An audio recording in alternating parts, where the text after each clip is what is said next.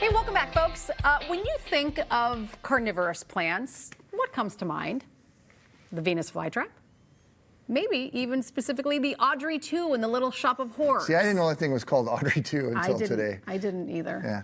Well, unlike Audrey, Venus flytraps, or carnivorous plants in general, don't mean man-eating, of course. Eric Johnson is a contributor for Northern Gardener. He's here to talk more about the creepy comeback of carnivorous plants. Eric, thanks for being here. It's really good to be here. Thank you. What's the deal with carnivorous plants? We said they're having a comeback. Well, what's behind that? Yeah, well, they are having a comeback. Houseplants in general, with COVID, had a comeback because people were, they were cocooning in their homes, and it became a really big hobby again. They had a resurgence in the 70s, and back in Victorian times, they became a really big thing with the greenhouses in England. And that's where people started collecting our carnivorous plant friends. Oh, really? Okay. Yeah. What is a carnivorous plant? Well, it's a plant that eats bugs. And it's really not... I've been gardening for 5 decades, and I wouldn't exactly call myself an expert on carnivorous plants. I've written for Northern Gardener for... Oh, don't kill that little frog. Yeah, well, that's just it. Okay. I started to write for... I got the assignment to write about carnivorous plants, and of course the one that everyone thinks of is the Venus flytrap. Yeah. And I didn't know if I really wanted one of those living in my house. It's like, I'm glad that the mouse trap catches mice, but I don't want to see it happen. I didn't want to see a plant eat a fly. So I kind of went the friendlier route to actually raise one in my own home, and that's the sundew that we have here. And that's a very friendly carnivorous plant, but carnivorous plants do catch their prey and eat them. And they were developed millions of years ago when plants landed in soil that didn't have minerals and vitamins to feed them. So they developed their own little mechanisms for catching bugs and getting what they needed, their fertilizer, from the bugs.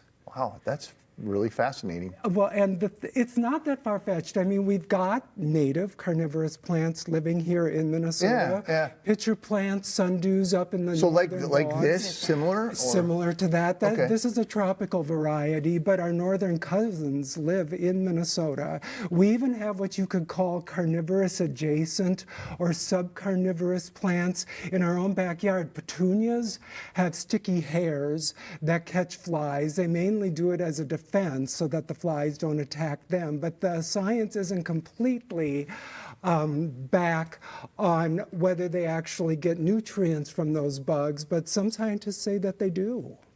Huh.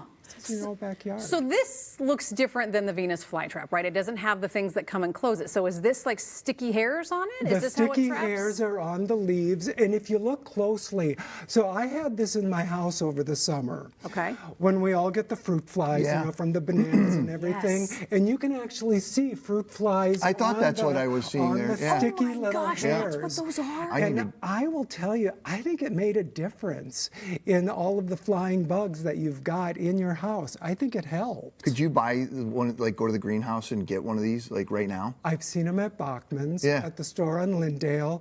There are really good sources online to get yourself a Cape sundew. This is what that is. Okay. I'll tell you what the requirements are.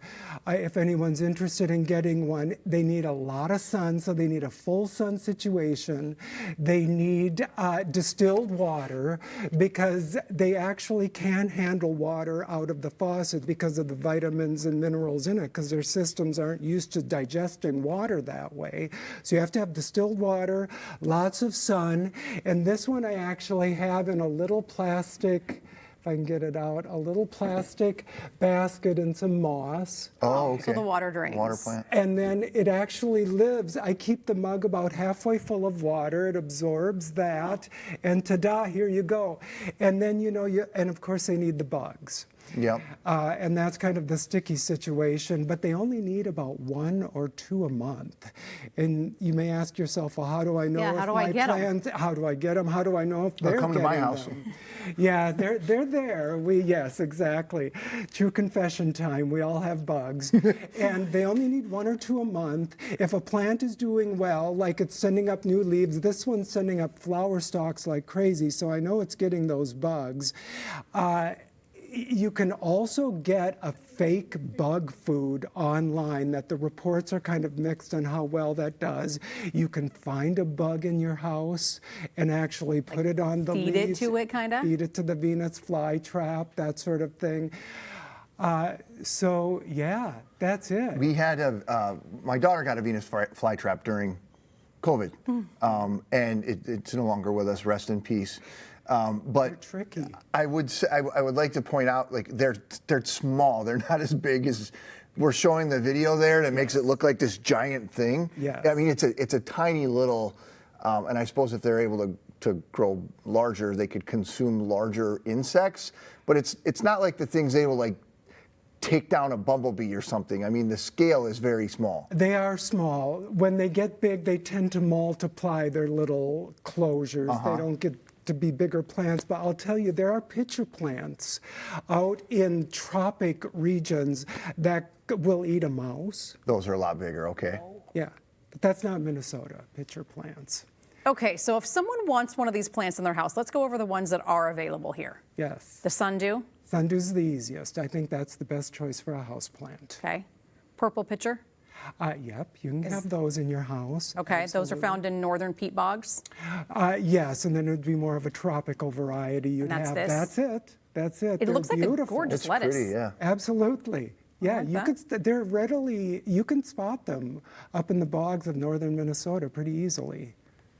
You sounds like you need to get yourself a carnivorous plant, I Megan. do have one stubborn fruit fly that will just not leave my house, and I'm not Do you fast enough to think catch it's it. one fly, or It's you don't have definitely multiple? just one. It's because they definitely live just like one. a day. You know. But can I tell you, I hate to tell you that. Northern Gardener Magazine, Horticultural Society, really great resource for Yeah. information like this. Best gardening magazine out there. I mean, if they talk about carnivorous plants as well as growing tomatoes in your own backyard, what more do you want? The wide Not at variety. all. Eric, thank you Thank so you. much. It was nice to meet you. Yeah, good to meet you. Delightful to Very have cool. you on. Hey, if you have questions about these plants, there's a great article, again, as Eric just mentioned, in Northern Gardener. We'll be sure to put a website post to that link, minnesotalive.com. All right, let's go.